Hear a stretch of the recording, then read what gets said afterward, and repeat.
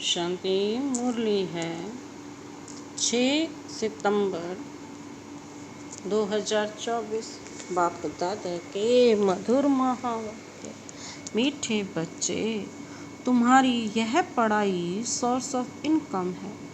इस पढ़ाई से 21 जन्मों के लिए कमाई का प्रबंध हो जाता है।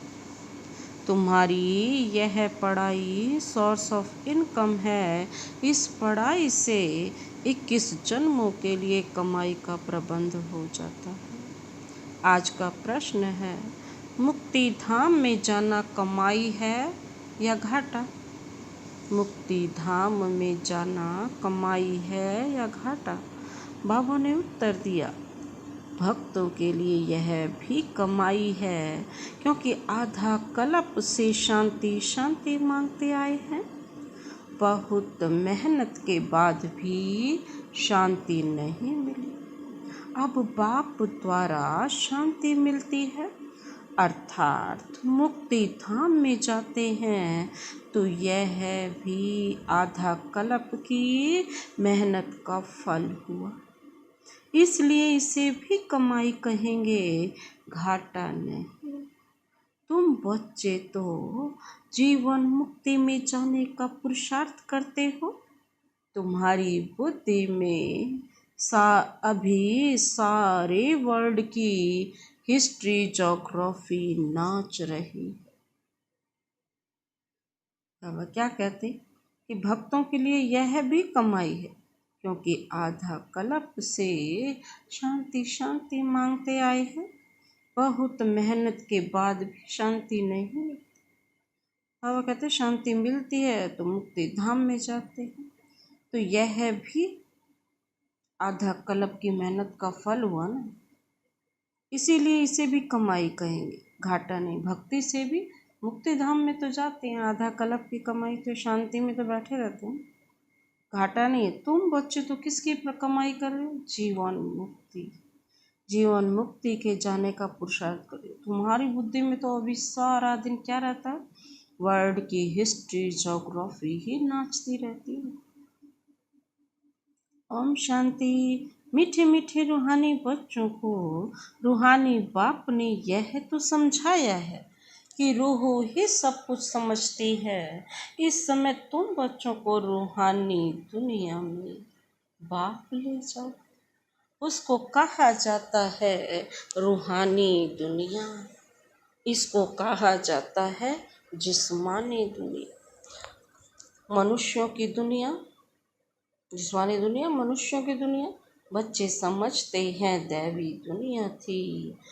वह दैवी मनुष्यों की पवित्र दुनिया थी। अभी मनुष्य क्या बन गए हैं?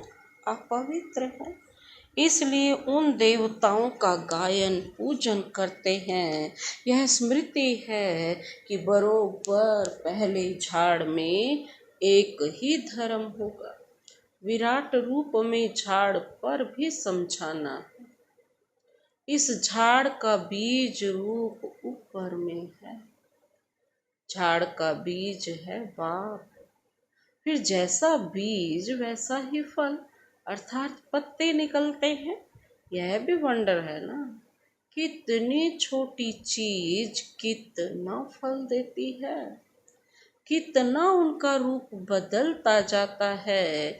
इस मनुष्य सृष्टि रूपी झाड़ को कोई नहीं जानता। इसको कहा जाता है कल्प वृक्ष। इसका बस गीता में ही वर्णन। सब जानते हैं गीता ही नंबर 1 धर्म का शास्त्र है। शास्त्र भी नंबरवार तो होते हैं ना। कैसे नंबरवार धर्मों की स्थापना होती है, यह भी सिर्फ तुम ही समझते हो, और कोई में भी यह ज्ञान होता नहीं। तुम्हारी बुद्धि में है पहले किस धर्म का झाड़ होता है, फिर उनमें और धर्मों की वृद्धि कैसे होती। इसको कहा जाता है विराट नाटक।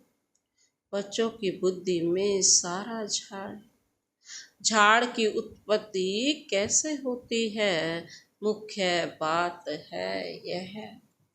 देवी देवताओं का झाड़ अभी नहीं है और सब टाल टालियां खड़ी हैं। बाकी आदि सनातन देवी देवता धर्म का फाउंडेशन है नहीं। यह भी गायन है एक यह भी गायन है एक आदि सनातन देवी देवता धर्म की स्थापना करते हैं। बाकी और सब धर्म विनाश हो जाते हैं।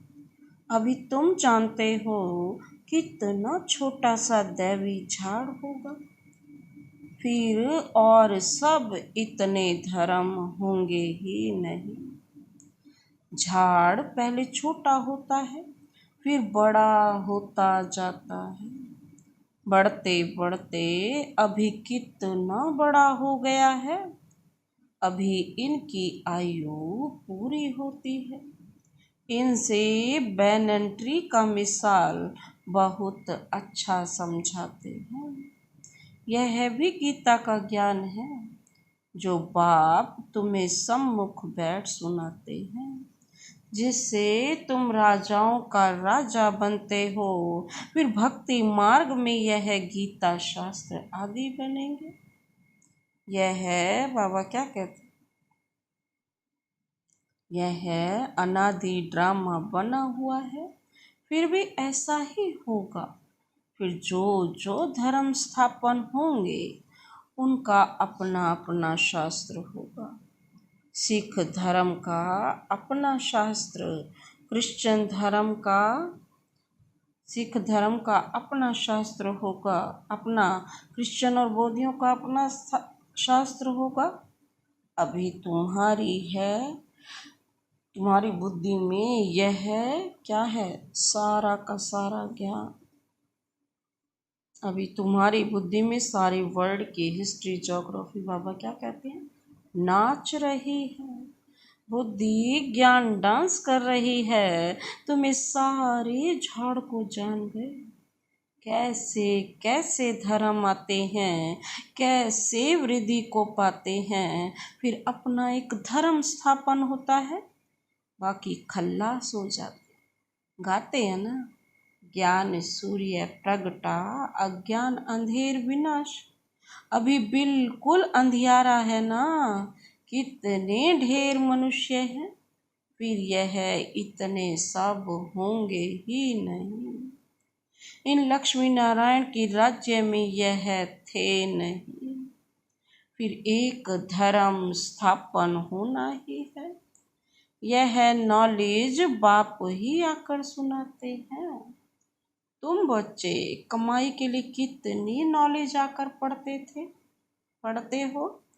बाप टीचर बनकर आते हैं तो आधा कल्प तुम्हारी कमाई का प्रबंध हो जाता है।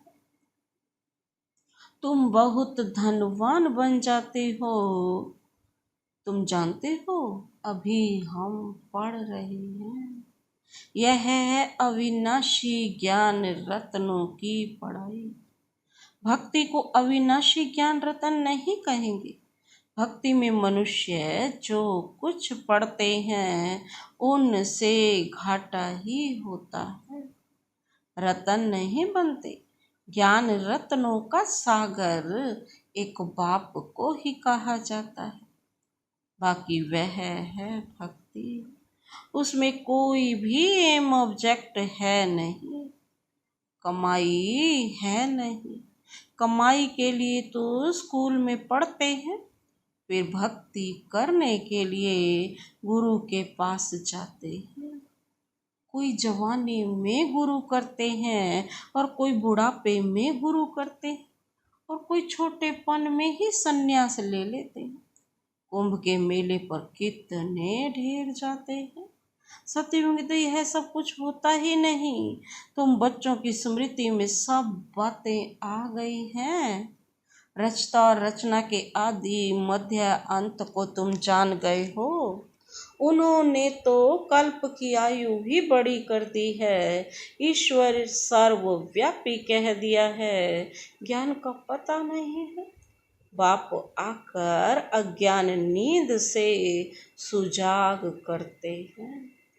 अभी तुमको ज्ञान की धारणा होती जाती है, बैटरी भरती जाती है। ज्ञान से है कमाई और भक्ति से है घाटा। टाइम पर जब घाटे का समय पूरा होता है तो फिर बाप कमाई कराने आते हैं। मुक्ति में जाना, बाबा कहते यह भी कमाई है। शांति तो सब मांगते हैं, शांति तो सब मांगते हैं ना। बाबा कहते और क्या कहते हैं, शांति देवा कहने से बुद्धि बाप तरफ चली जाती है। कहती हैं विश्व में शांति हो, परंतु वे कैसे होगी यह किसको भी पता नहीं है। शांति धाम सुख धाम अलग होते हैं, यह भी नहीं जानते हैं। जो पहला नंबर हैं उनको भी कुछ पता नहीं है। अभी तुमको सारी नॉलेज है, तुम जानते हो हम इस कर्म क्षेत्र पर कर्म का पार्ट बजाने आए हैं। कहाँ से आए हैं? ब्रह्मलोक से, निराकारी दुनिया से आए हैं इस साकारी दुनिया में पार्ट बजाने। हम आत्मा दूसरी जगह की रहने वाली है। यहाँ यह 5 तत्वों का शरीर रहता है। शरीर है तब हम बोल सकते हैं हम चैतन्य पार्टधारी हैं। अभी तुम ऐसे नहीं कहेंगे कि इस ड्रामा के आदि मध्य अंत को हम नहीं जानते हैं। आगे नहीं जानते थे अपने बाप को, अपने घर को, अपने रूप को, यथार्थ रीति नहीं जानते थे। हम कौन हैं, कहाँ के रहवासी हैं, कहाँ से आए हैं, अभी जानते हैं। आत्मा कैसे पार्ट बजाती रहती है। स्मृति आई है, पहले स्मृति आई नहीं थी ना। तुम जानते हो सच्चा बाप ही सच सुनाते, जिससे हम सच खंड के मालिक बन जाते हैं। सबके ऊपर भी सुख मनी में है, सच के ऊपर भी सुख मनी में है। बाबा कहते हैं सत्य कहा जाता है ना सच खंड को। देवताएं सब सच बोलने वाले होते हैं, सच सिखलाने वाला है बाप। उनकी महिमा देखो कितनी है, गाई हुई महिमा तुमको काम में आती है। शिव बाबा की महिमा करते हैं ना, वही झाड़ के आदि मध्यांत को जानते हैं। सच बाप सुनाते हैं तो तुम बच्चे सच बन जाते हो। बाबा कहते हैं सच खंड भी बन जाता है। भारत सच खंड था, नंबर 1 ऊंचते ऊंच तीर्थ भी यह है। क्योंकि सर्व की सदगति करने वाला बाप भारत में ही आते हैं। एक धर्म की स्थापना होती है, बाकी सब का विनाश हो जाता है। बाप ने समझाया है सूक्ष्म वतन में कुछ है नहीं, यह है सब साक्षात्कार होते हैं। भक्ति मार्ग में भी साक्षात्कार होता है। साक्षात्कार नहीं होता तो इतने मंदिर आदि कैसे बनते, पूजा क्यों होती। साक्षात्कार करते हैं, फील करते हैं, यह चैतन्य थे। बाप समझाते हैं भक्ति मार्ग में जो कुछ मंदिर आदि बनते हैं, जो तुमने सुना रखा है वह सब रिपीट होगा। चक्र फिरता ही रहता है, ज्ञान और भक्ति का खेल बना हुआ है। हमेशा कहते हैं ना ज्ञान भक्ति वैराग्य, परंतु डिटेल कुछ नहीं जानते। बाप बैठ समझाते हैं ज्ञान है दिन, भक्ति है रात, वैराग्य है भारत का। फिर दिन होता है, भक्ति में है दुख, इसलिए उसका वैराग्य।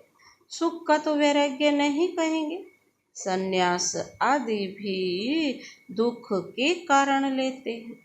समझते हैं पवित्रता में सुख है, इसलिए स्त्री को त्याग चले जाते हैं। आजकल तो धनवान भी बन गए हैं, क्योंकि संपत्ति बिगड़ तो सुख मिल ना सके। माया वार कर जंगल में फिर शहर में ले आती है। विवेकानंद और रामकृष्ण भी दो बड़े सन्यासी होकर गए हैं। सन्यास की ताकत रामकृष्ण में थी, बाकी भक्ति का समझाना करना वह विवेकानंद का था। दोनों की पुस्तकें हैं। पुस्तक जब लिखते हैं तो एकाग्र चित्त हो बैठ लिखते हैं। रामकृष्ण जब अपनी बायोग्राफी बैठ लिखते थे तो शिष्य को भी कहा, तुम जाकर दूर बैठो। था बहुत तीखा कड़ा सन्यासी, नाम भी बहुत है ना। बाप ऐसे नहीं कहते कि स्त्री को माँ कहो, बाप तो कहते उनको भी आत्मा समझो। आत्माएं तो सब भाई भाई है ना। सन्यासियों की बात अलग है। उसने स्त्री को माँ समझा, माँ को बैठ बड़ाई की है। वह ज्ञान का रास्ता है। वैराग्य की बात अलग है। वैराग्य में आकर स्त्री को माँ समझा। माता अक्षर में क्रिमिनलाई नहीं होगी ना। बहन में भी क्रिमिनल दृष्टि जा सकती, माता में कभी खराब ख्याल नहीं जाएंगे। बाप की बच्ची में भी क्रिमिनल दृष्टि जा सकती, माँ में कभी नहीं जाएगी। सन्यासी स्त्री को माँ समझने लगा। उनके लिए ऐसा नहीं कहते कि दुनिया कैसे चलेगी, पैदाइश कैसे होगी। वह तो एक को वैराग्य आया, माँ कह दिया। उसकी महिमा देखो कितनी है। यहाँ बहन भाई कहने से भी बहुतों की दृष्टि जाती है। इसलिए बाबा कहते, भाई भाई समझो। यह है ज्ञान की बात, वह है एक की बात। यह तो प्रजापिता ब्रह्मा की संतान ढेर भाई बहन है ना। बाप बैठ सब बातें समझाते। यह भी तो शास्त्र आदि पढ़ा हुआ है। वह धर्म ही अलग है, निर्वृत्ति मार्ग का सिर्फ पुरुषों के लिए है। वह है हद का वैराग्य। और बाबा कहते तुमको तो सारी बेहद की दुनिया से वैराग्य है। संगम पर ही आकर तुम बेहद की बातें समझाते हैं। अभी इस पुरानी दुनिया से वैराग्य करना है। यह है बहुत पतित छी छी दुनिया है। यहाँ शरीर पावन हो न सके। आत्मा को नया शरीर सतयुग में ही मिल सकता है। भले यहाँ आत्मा पवित्र बनती है, परंतु शरीर फिर भी अपवित्र रहता है। जब तक कर्मातीत अवस्था हो, सोने में खाद पड़ती है तो जेवर भी खाद वाला बनता है। खाद निकल जाए तो जेवर भी सच्चा बनेगा। इन लक्ष्मी नारायण की आत्मा और शरीर दोनों सतो प्रधान है। तुम्हारी आत्मा और शरीर दोनों ही तमो प्रधान काले हैं। आत्मा काम चिता पर बैठ काली बन गई है। बाप कहते हैं फिर हम आकर सांवरे से गोरा बनाते हैं। यह ज्ञान की सारी बात है, बाकी पानी आदि की बात नहीं। सब काम चिता पर बैठ पतित बन पड़े। इसलिए राखी बंधवाई जाती है कि पावन बनने की प्रतिज्ञा करो। बाप कहते हैं हम आत्माओं से बात करते हैं, मैं आत्माओं का बाप हूँ जिसको तुम याद करते आए।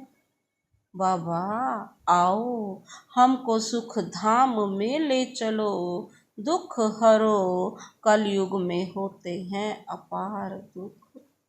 बाप समझाते तुम काम चिता पर बैठ काले तमो प्रधान हो गए हो, अब मैं आया हूँ काम चिता से उतार ज्ञान चिता पर बिठाने के लिए।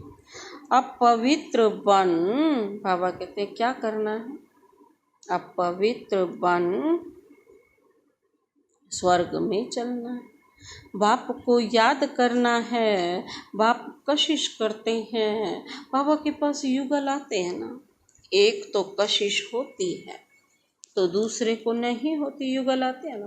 पुरुष ने फट से कह दिया हम इस अंतिम जन्म में पवित्र रहेंगे, काम चिता पर नहीं चढ़ेंगे, ऐसे नहीं कि निश्चय हो गया। निश्चय अगर होता तो बेहद बाप को पत्र लिखते, कनेक्शन में रहते, सुना है पवित्र रहते, अपने धंधे आदि में ही मस्त रहते। बाप की याद ही कहाँ है, ऐसे बाप को तो बहुत याद करना चाहिए। बाबा कहते हैं ऐसे बाप को तो बहुत याद करना चाहिए। स्त्री पुरुष का आपस में कितना प्यार होता है, पति को कितना याद करती है, बेहद के बाप को तो सबसे जास्ती याद करना चाहिए। गायन भी है ना, प्यार करो चाहे ठुकरा दो, हम हाथ कभी नहीं छोड़ेंगे। ऐसे नहीं यहाँ आकर रहना है, वह तो फिर सन्यास हो गया, अगर घर बार छोड़कर आए तो यहाँ आकर रहे।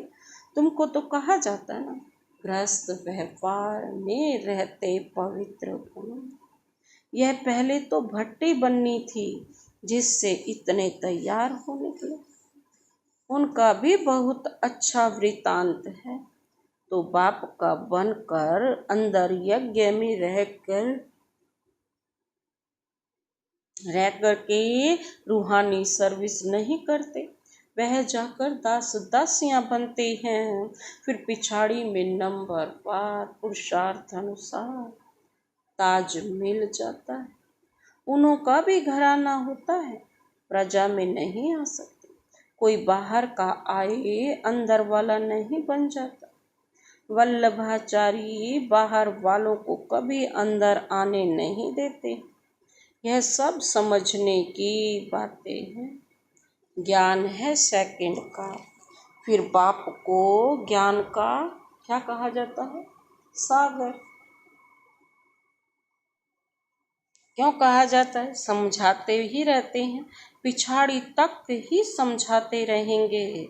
जब राजधानी स्थापन हो जाएगी तुम कर्मातीत अवस्था में आ जाएंगे, फिर ज्ञान पूरा हो जाएगा। है सेकंड की बात, परंतु फिर समझाना पड़ता है। हद के बाप से हद का वर्षा, बेहद का बाप विश्व का मालिक बना देते। तुम सुख धाम में जाएंगे तो बाकी सब शांति धाम में चले जाएंगे, वहाँ तो है ही सुख ही सुख।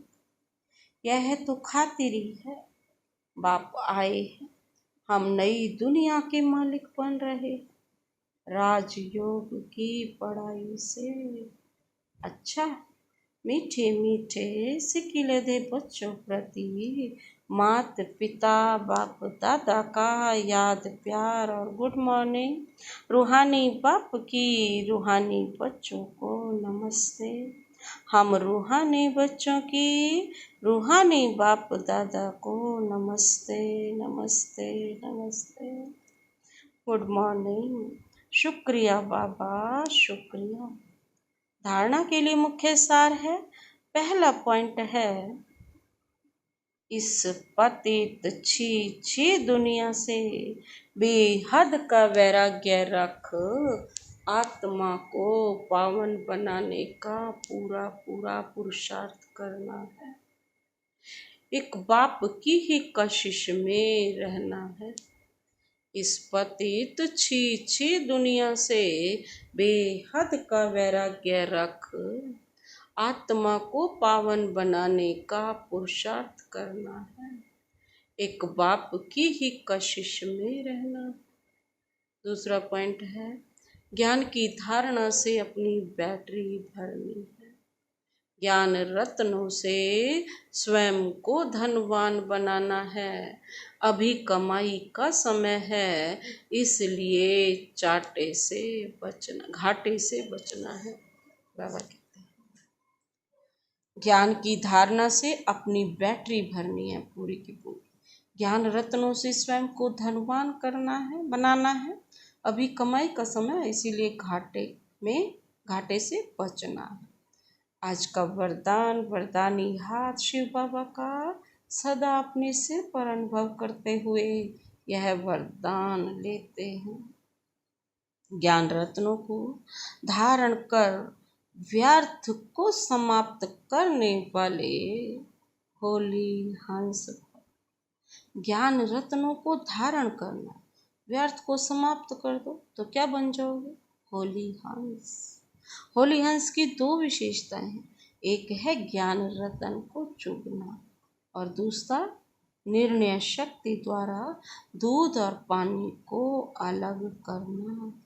दूध और पानी का अर्थ है, दूध है समर्थ और पानी है व्यर्थ का निर्णय। व्यर्थ को पानी के समान कहते हैं और समर्थ को दूध समान। तो व्यर्थ को समाप्त करना अर्थात होली हंस बनना।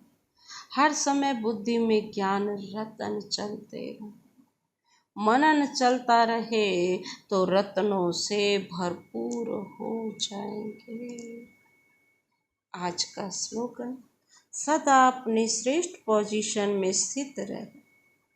श्रेष्ठ पोजीशन में स्थित रहे। अपोजिशन को समाप्त करने वाले ही विजयी आत्मा है। सदा अपने श्रेष्ठ पोजीशन में स्थित रहो।